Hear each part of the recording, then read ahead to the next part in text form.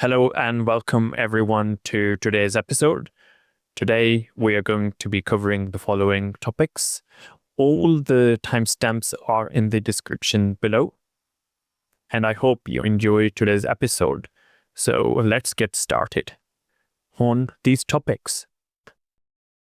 Let's understand deferred and immediate execution in C# with LINQ functions. So here you can see I have a list. This list contains integer numbers 2, 4, and 6. So with LINQ, this is the where method. And here what we are doing is passing in the numbers parameter to this lambda expression and checking if the number within here is greater than 3. If it is, we want those results to be available using this variable. So now what we are doing is we've got query to list. This will cause immediate execution of the LINQ query we have defined here. So it will only contain these two numbers. When we do a count, we should get out all three. This again causes immediate execution and stores the results here. But here you can see we're adding a number 10 and then we have a for each loop using the original query variable here. So what will happen is because we've added the number here and we are using the variable query which is defined up here, the actual execution happens at this stage in the for each loop. So at this point we have already added the number 10. So therefore the results will include the number 10 for this query because we're looking for numbers greater than 3. The difference here is toList actually stores and executes the query immediately. Even though we are using the same variable name here, this one gets executed early versus this one which gets executed when we get to the for each loop and have already added number 10. If I run this query, so I have just added a for each loop to print out the results from different variables, including a write line for the count here, and then a separator here, and then of course the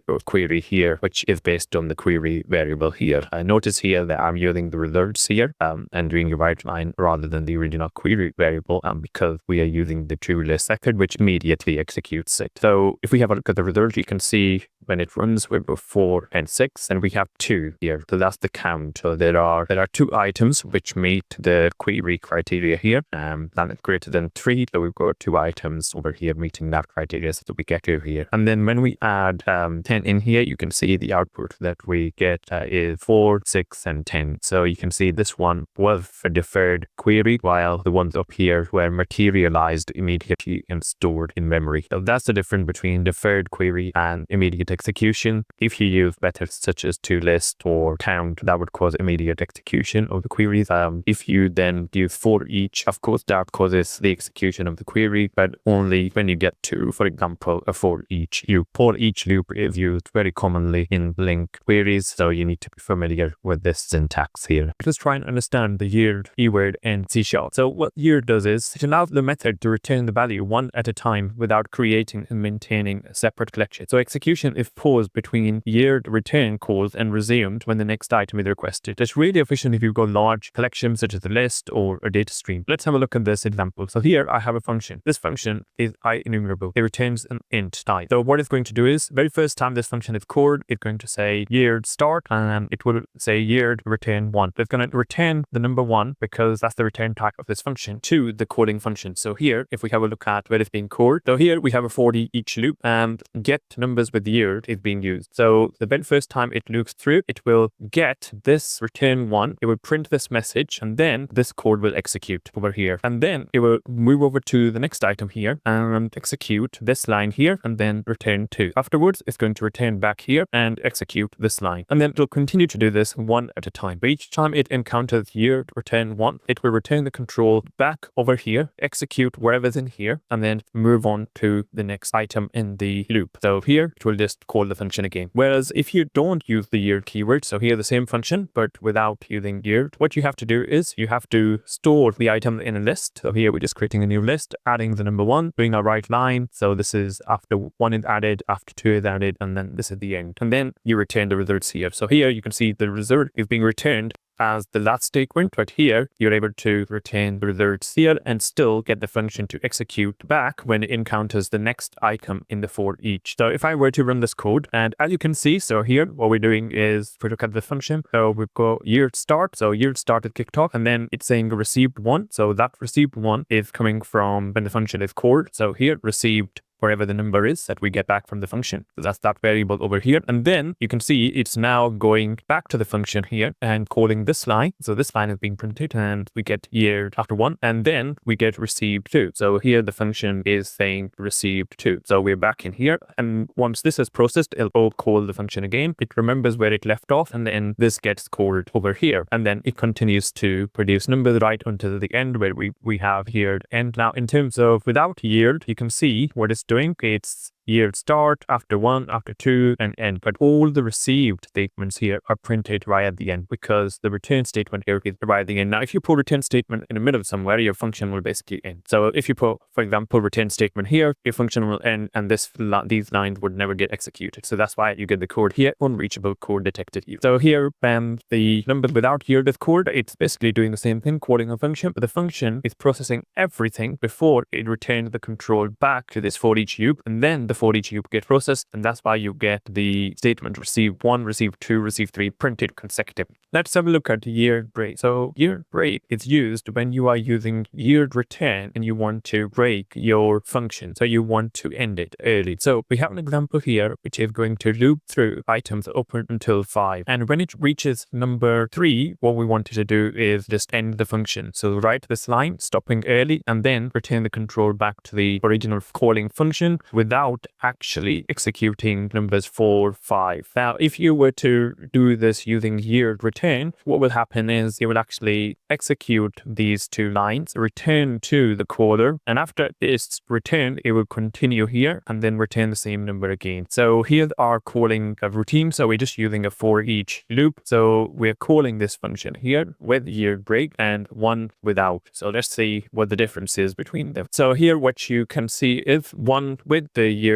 break. So let's have a look at this function. So this is with yield break. So you can see when we hit this line, when I is equal to 3, we just want to print this line and end the function without returning anything. So we see received 1, received 2, and then it says stopping early, and then you can see that's the end of the function. So rest of the numbers 4, 5 are not executed. But if we have a look at without yield break, so where we're actually using yield return here and yield return here, what it's doing is when it gets to number 3 over here, it's printing out the statement over here, and then that's there, and then we are returning that to the calling function, and this is received, but then it continues from where it left off. So that's the last line it executed, and when the control came back to this function, it continued from here and then did another return statement here, which then sent same number back to the caller, and then you can see 4 and 5 are also executed. So you want to use a yield break when you want to stop early and not execute the function again, as yield return will not work in that situation because it will just continue to execute the function afterwards. Remember to like and subscribe to see more explanations like this. Let's have a look at LINQ expressions. These are really important to understand if you want to customize your application. So normally with LINQ, you have to specify which field you want to filter on. So for example, here we have a class that has property name, category, and price. If you were to define this in a LINQ expression, you would have to use where method here and then specify that you want to filter on category, and the category could be books or toys or wherever the value is coming from the user interface. But what if you were able to write a generic method or lambda expression that will let the user decide which field they want to filter on? So for example, let's say you want the user to sometime be able to filter on category, or let's say you want them to filter on name. How would you do this? So here what you do is using the LINQ expressions here, you just declare a variable. So this variable, in the value of it could come from a user interface or wherever you wish. In this instance, I have defined a literal here and hard coded it here. So here we've got category, that is the field we want to filter on, and the filter value is book. So just imagine these two values coming from some UI interface. So then what you need to do is the parameter will be using expression.parameter, and it's a type of product, and it's going to have p as the name of it. And here what we're going to do is the filter. So this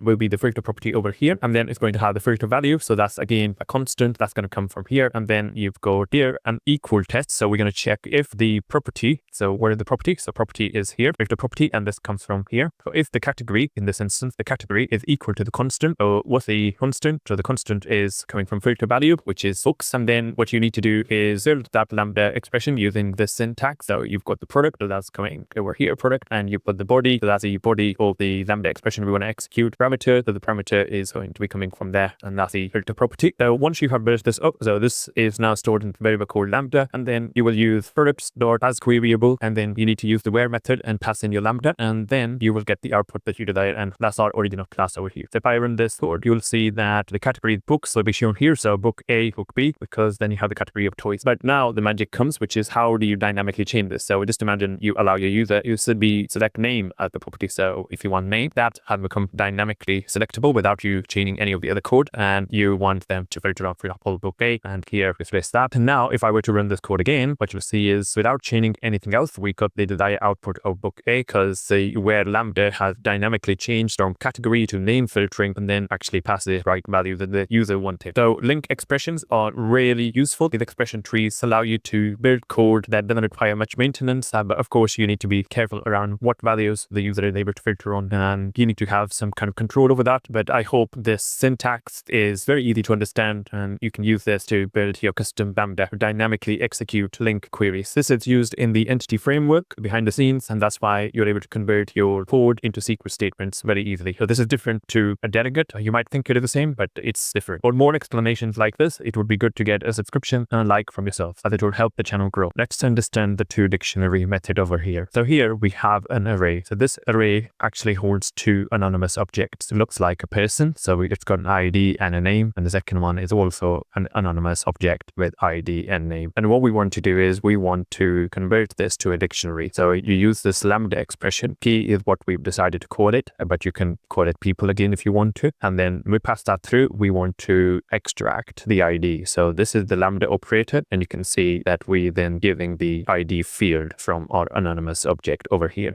Then you've got a comma here. This is separating the key. So this bit over here is the key, and this bit over here is the value. So dictionaries are arranged in key and value pairs. So that's what we mean by a key and value. Here we're using again the same syntax, lambda expression. We're taking in the P object, which will be the people object, and we're just extracting the name. So because this is an array, it's going to loop through that and give you a dictionary item for that. You can see the dictionary item that we declared is of a specific type that takes in int as its key and string as its value. Then we're just simply looping through over here. Now, one thing to watch out for over here is you can actually use the data type of key value pair, and then you can be very specific and say I want int and string, which is matching the dictionary item that we will have. If you prefer, you can use the var keyword. I've just added that and shown you that for clarity. Even for var keyword, by using it, you can see that it actually gets key value pair, and you can see it's of int and string. So you don't do as much if you use the var keyword. And then you've got person.key and person.value. So these are the key and the values that we stored over here that are being extracted. Now, another take on this is when you only supply in the key using this syntax. So when you do this, which is key and ID, that's just applying the key. But here you can see we supply the value. What it will do is it will, because this is an array, and then within an array you've got the anonymous type, it will take this entire anonymous object and store it as the value. So if I run this code so you can see it in action. So here previously you can see we had key and value being stored. But if you look at the second iteration here of our loop, this is now using just supplying the key, which is over here, but the value is actually an object. But you can see this is actually the anonymous object that we have here. So just remember, if you only supply a key, then the value would be assumed to be the individual item, in this case from the array, and this is an anonymous type. Whereas if you supply the value specifically and explicitly, then you will get the desired output that you wanted. How to install Entity Framework in VSCode. Let's have a look at how to install Entity Framework in VSCode. So here I have an application that will use a SQLite database, and I want to install Entity Framework. So how do I do this in VSCode? So what you need to do is go to File, View, and then open up the terminal. You can also use shortcut Control plus apostrophe or a single quote character on your keyboard. So if you select that, your terminal will open up. And in order to install Entity Framework, you need to be in a specific project. So here you can see I am in this project called console 1, but here the path that has opened up is actually entity. So if I have a look at the folder structure I'm in, so over here you can see this is the folder path I am here. So I am under C shared projects and entity, and then I've got a subfolder here,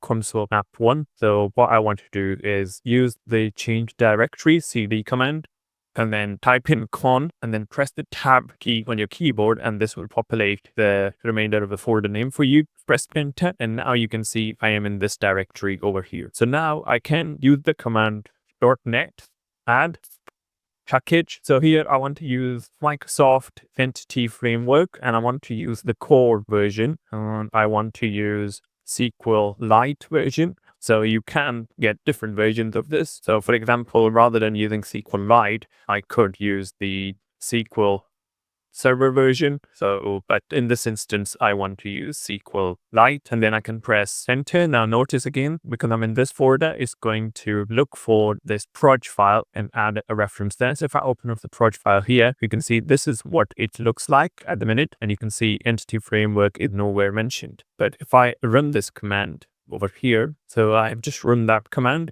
and you can see that what it has done, it just added in item group reference in. So this is a package reference. So here you can see it's added in a package reference.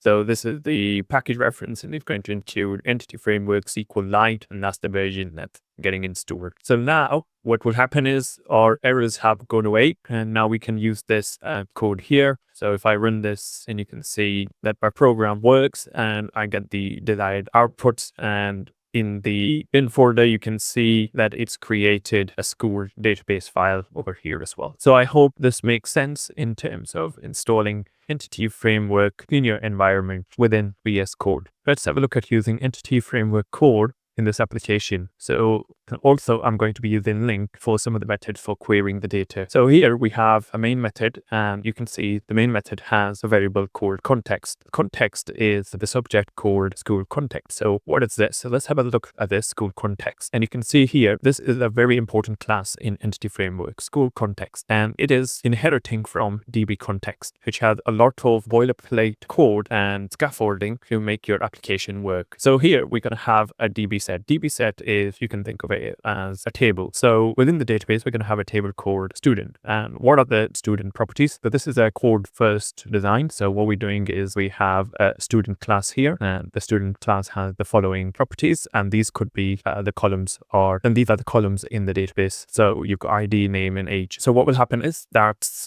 it is now stored in a variable called student. So this is a DB set of student, i.e. a table of students. Now here's another important method here on configuration. So this will execute as soon as the application loads, and all we're doing is using the option builder saying this is where our data source is. So in this instance, it'll be in the same folder where the application is executing from, because we have just given it file name of the SQLite database we want to use. So notice here that it does use SQLite database, but you can use other databases. In my previous explanations, I showed how to install Entity Framework, which you can watch in my previous tip. So here, let's go back up here, and then we're going to use this built-in function that is called ensure created. So this will ensure if the database exists and has any table, then no action is taken. If the database doesn't exist, it will go ahead and create the database and also the tables. And how is it going to create a table? It's going to take the information from the class that we have here. So it's got everything it needs to create a database table if one doesn't exist already. And then it's going to run this and check if there are any records within the table, because it's using context.student. And what is context? So context comes from this new school context, which I showed you is here. So this will then use that, and it's now checking if there are any students within the table. If they are none, then it's going to add following range of students. So notice the add range. So you can then basically add in your new records here, and then you have to save changes using the context.save, and then you can query the data here using LINQ. So here we just going to use context.student. Again, context is very key to this, and we are going to use the where method and order by, and then convert it to a list, and then loop through that list and output the name and the age of the student. So if I run this program, so you can see here the output of this program. So I hope this is a quick overview of the Entity Framework or database application that you can build right away, but we'll go into more detail in later explanations of how each of these things is working. Let's understand connections using Entity Framework. So here what we're doing is we are declaring a school context. What is the school context? It is actually a database context. So it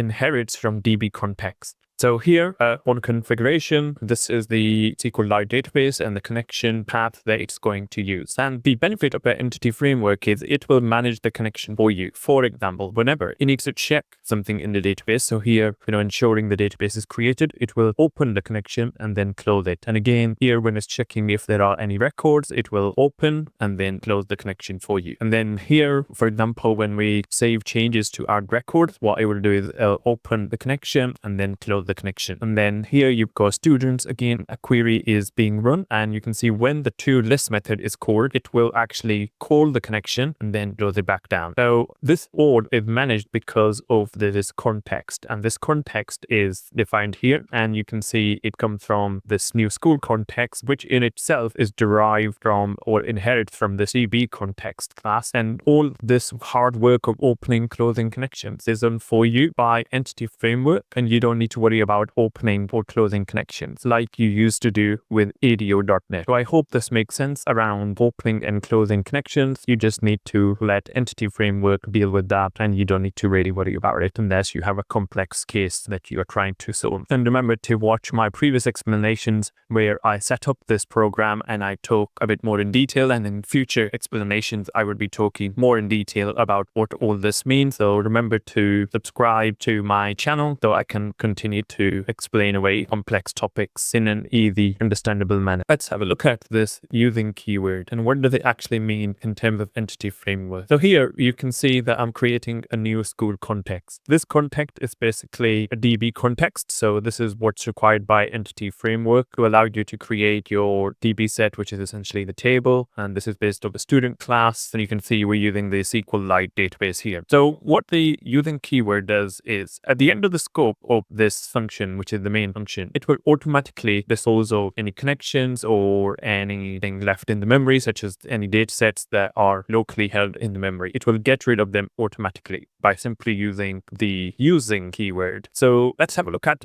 in a more practical sense and a smaller example that you can understand. So here, for example, we are writing using the stream writer. So we're writing to a text file, which is open. So by using the using keyword here, you can see that we write to the file, then we're printing over here to say it has closed the file. This is because the scope of this using ends here. So it's within these curly braces, or the scope is within here and it ends. The file resource is automatically released and no longer open. But if we do it without, so here we have a stream writer, as you can see here, we're no longer using keyword. And what we have here is writer.writeLine. So again, we're writing the line, everything is written. We have to manually close down our writer, because if we don't do this, then over here, when this line runs, the writer will still be open, but you have to remember to close it down. While with this code here, with the using keyword, the writer automatically closes after this code has run that I've highlighted. So by the time it reaches here, it has already closed. You don't have to manually issue a command here. Same with the DB context here, so which is the school context we've gone with. After this method